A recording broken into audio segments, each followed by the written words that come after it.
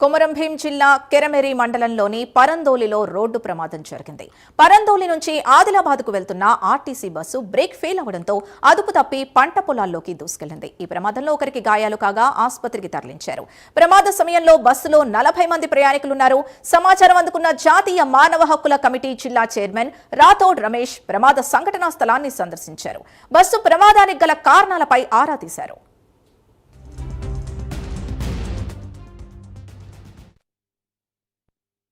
పరందోలి నుంచి Adilabad బయలుదేరుతున్న RTC bus ఇక్కడ brake fail కావడంతో ప్రమాదం సంభవించడం జరిగింది. బస్సులో దాదాపు 40 మంది ప్రయాణికులు ఉన్నారు.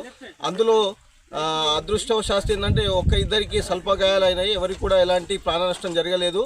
డ్రైవరు చాకచక్యంగా వ్యవహరించడంతో పెద్ద ప్రమాదం తప్పింది. ఎందుకంటే ఇక్కడ గత 20 సంవత్సరాల నుంచి కూడా ఈ ఘాట్ అనేది చాలా ఘోరంగా ఉంది. ఇక్కడ ఘాటు పెద్ద ఎత్తున ఉంది. ఇక్కడ దాదాపు ఇక్కడ ఈ గ్రామస్తులు 50 సంవత్సరాల నుంచి కూడా ఇక్కడ నివసిస్తున్నా కూడా కనీసం బీటీ రోడ్డు కూడా ఇక్కడ వేయలేని పరిస్థితి ఉంది.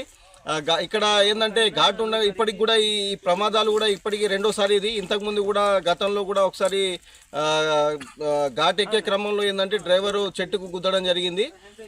గతంలో కూడా మేము బీటీ రోడ్ శాంక్షన్ చేయాలని మరియు ఘాట్ని కూడా కటింగ్ చేయాలని చెప్పేసి కూడా జిల్లా కలెక్టర్ గారికి మరియు రాష్ట్ర ప్రభుత్వానికి కూడా వినతి ఇచ్చినా కూడా ఎలాంటి స్పందన లేదు.